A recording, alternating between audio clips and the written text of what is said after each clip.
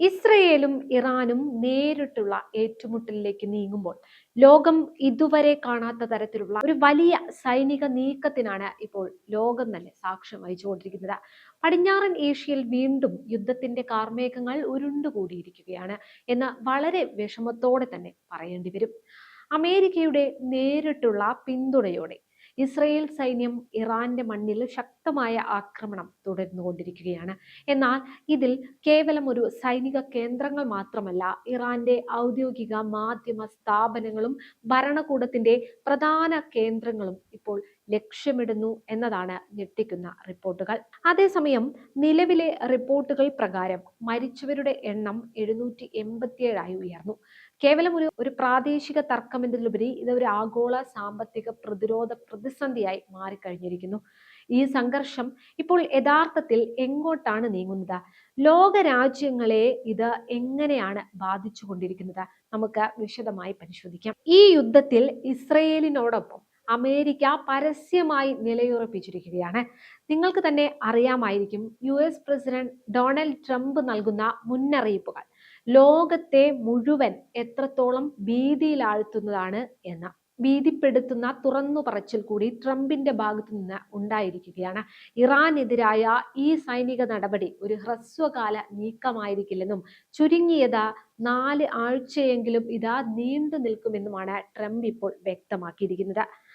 ടെഹ്റാന്റെ missile ശേഷിയും ആണവ പരീക്ഷണ കേന്ദ്രങ്ങളും പൂർണ്ണമായും തകർക്കുക എന്നതാണ് വാഷിംഗ്ടണിന്റെ പ്രഖ്യാപിത ലക്ഷ്യമെന്നാണ് റിപ്പോർട്ടുകൾ പറയുന്നത്. ഇറാന്റെ മനോവീര്യം തകർക്കുക എന്ന ലക്ഷ്യത്തോടെയുള്ള ഒരു വിവര യുദ്ധം, ഒരു ഇൻഫർമേഷൻ വാർഫെയർ കൂടിയാണ് അമേരിക്കയും ഇസ്രയേലും ഇവിടെ പയറ്റുന്നത്. ഇത് ഉടനെങ്ങും അവസാനിക്കില്ലെന്ന സന്ദേശം നൽകുന്നതിലൂടെ ഇറാനിയൻ റവല്യൂഷണറി ഗാർഡ് കോർപ്സിനെ പ്രതിരോധത്തിലാക്കാൻ അവർ പരിശ്രമിച്ചുകൊണ്ടിരിക്കുകയാണ്. അതേസമയം യുദ്ധം ഭൂമിയിൽ മാത്രമല്ല, ആഗോള വിപണിയിലും കനത്ത ആഘാതമാണ് സൃഷ്ടിച്ചുകൊണ്ടിരിക്കുന്നത്. ഗൾഫ് മേഖലയിലെ ഊർജ അടിസ്ഥാന സൗകര്യങ്ങൾക്ക് നേരെ ഇറാൻ നടത്തിയ തിരിച്ചടി ലോകത്തെ മുഴുവൻ പ്രതിസന്ധിയിലാക്കിയിരിക്കുകയാണ്. ലോകത്തിലെ ഏറ്റവും വലിയ പ്രകൃതിവാതക കയറ്റുമതിക്കാരായ ഖത്തറിന്റെ 2 പ്ലാന്റുകൾക്ക് നേരെ ആക്രമണം ഉണ്ടായതിനെ തുടർന്ന് അവിടുത്തെ സർക്കാർ ഉടമസ്ഥതയിലുള്ള പെട്രോളിയം കമ്പനി LNG ഉൽപാദനം പൂർണ്ണമായി നിർത്തിവെച്ചിരിക്കുകയാണ്. ഖത്തർ വിമാനത്താവളത്തിന് നേരെയും ആക്രമണ ശ്രമങ്ങൾ നടന്നതായും റിപ്പോർട്ടുകളുണ്ട്. ഇറാൻ തങ്ങളുടെ ചുവപ്പ് രേഖകൾ ലംഘിച്ചുവെന്നും ഐക്യരാഷ്ട്രസഭയുടെ ചാർട്ടർ അനുസരിച്ച് തിരിച്ചടി നൽകാൻ തങ്ങൾക്ക് അവകാശമുണ്ടെന്നും ഖത്തർ വ്യക്തമാക്കി. ഖത്തർ വഴിയുള്ള വിമാന സർവീസുകൾ തടസ്സപ്പെട്ടതോടെ ആയിരക്കണക്കിന് യാത്രക്കാരാണ് ദോഹയിൽ കുടുങ്ങിക്കിടക്കുന്നത്. ഇപ്പോഴിതാ ആഗോള എണ്ണ വിപണിയെ സംബന്ധിച്ചിടത്തോളം ഏറ്റവും ഭയാനകരമായ മറ്റൊരു വാർത്ത ഇറാന്റെ ഭാഗത്തു നിന്നാണ് വന്നത്. ലോകത്തിലെ എണ്ണ ഉപഭോഗത്തിന്റെ 1/5 കടന്നു പോകുന്ന തന്ത്രപ്രധാനമായ ഹോർമുസ് കടലിടുക്ക് തങ്ങൾ അടച്ചതായി ഇറാൻ കഴിഞ്ഞ ദിവസമാണ് ഇറാൻ റവല്യൂഷണറി ഗാർഡ് പ്രഖ്യാപിച്ചു കഴിഞ്ഞത്.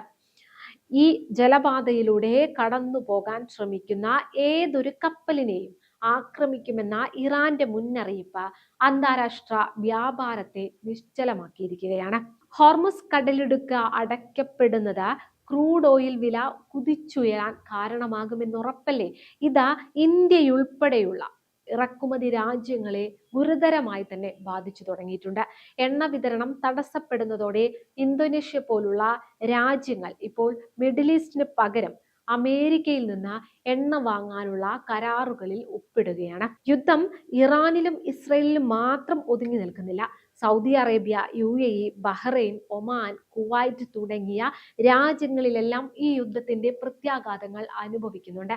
റിയാദിലെ US എംബസിക്ക് നേരെ ഡ്രോൺ ആക്രമണം ഉണ്ടായപ്പോൾ UAE-യിൽ ഇറാന്റെ മിസൈൽ ആക്രമണത്തിൽ 3 പേർ കൊല്ലപ്പെടുകയും നിരവധി പേർക്ക് പരിക്കേൽക്കുകയും ചെയ്തു.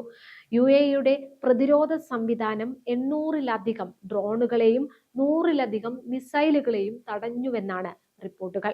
ബഹ്റൈനും ഒമാനും സമാനമായ രീതിയിൽ ആക്രമണ ഭീഷണിയിലാണെന്നാണ് റിപ്പോർട്ടുകൾ പറയുന്നത്. കുവൈറ്റിൽ വ്യോമാക്രമണ സൈറണുകൾ മുഴങ്ങുന്നത് ജനങ്ങൾക്കിടയിൽ വലിയ പരിഭ്രാന്തി സൃഷ്ടിച്ചിട്ടുണ്ട്. മിഡിൽ ഈസ്റ്റിലെ സമാധാനം പൂർണ്ണമായും തകർന്ന ഒരു അവസ്ഥയാണ് ഇവിടെ സൂചിപ്പിക്കുന്നത്. ഈ യുദ്ധം ഏറ്റവും കൂടുതൽ ബാധിച്ച രാജ്യങ്ങളിൽ ഒന്നാണ് തീർച്ചയായും ഇന്ത്യയുടെ ഗ്യാസ് വിതരണത്തിന്റെ വലിയൊരു ഭാഗം ഖത്തറിൽ നിന്നാണ് വരുന്നത്. ഖത്തർ ഉൽപാദനം നിർത്തിയതോടെ ഇന്ത്യയിലെ പ്രമുഖ ഗ്യാസ് കമ്പനിയായ ഗെയിൽ ആഭ്യന്തര വ്യവസായങ്ങൾക്കുള്ള വിതരണം വെട്ടിക്കുറച്ചു. യൂറോപ്പിലും ഗ്യാസ് വില 30% വർദ്ധിച്ചു. യുദ്ധം നീണ്ടുപോയാൽ ഇന്ത്യയിലെ ഇന്ധന വില നിയന്ത്രണാതീതമായി ഉയരാൻ സാധ്യതയുണ്ടെന്ന റിപ്പോർട്ടുകൾ വരുന്നു. ഇതിനു പുറമെ ഗൾഫ് രാജ്യങ്ങളിൽ ജോലി ചെയ്യുന്ന ലക്ഷക്കണക്കിന് പ്രവാസികളുടെ സുരക്ഷയും വലിയൊരു ചോദ്യചിഹ്നമായി തുടരുകയാണ്.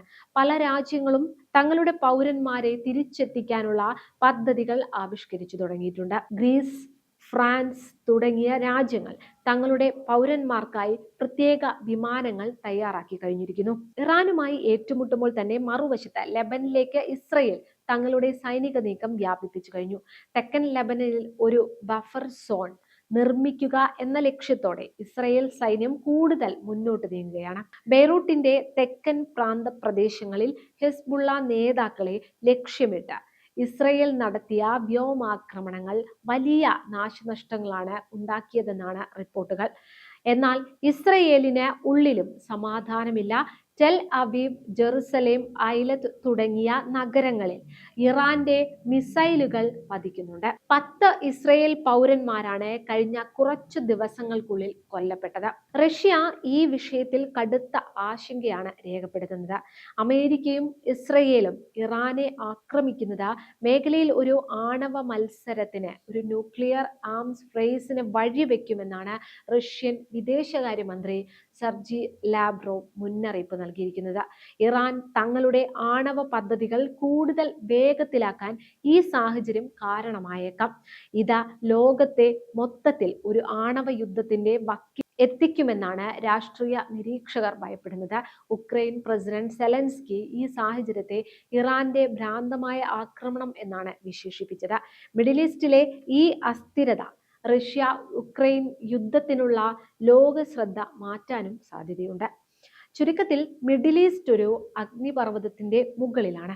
ഡൊണാൾഡ് ട്രംപിന്റെ നേതൃത്വത്തിലുള്ള അമേരിക്കൻ ഭരണകൂടം ഇറാനെ പൂർണ്ണമായും നിശബ്ദമാക്കാൻ ഉറച്ചു നിൽക്കുമ്പോൾ എണ്ണ വിപണിയും ഹോർമുസ് കടലിടുക്കും ആയുധമാക്കി ഇറാൻ തിരിച്ചടിക്കുകയാണ്. വരും ദിവസങ്ങളിൽ ലോകരാഷ്ട്രത്തിലും സമ്പദ് വ്യവസ്ഥയിലും വലിയ മാറ്റങ്ങൾ ഇത് കൊണ്ടുവരും. ഇത് കേവലം 2 രാജ്യങ്ങൾ തമ്മിലുള്ള യുദ്ധമല്ല, മറിച്ച് ആഗോള ക്രമത്തെ തന്നെ മാറ്റിമറിക്കാൻ പോകുന്ന ഒന്നായി മാറും.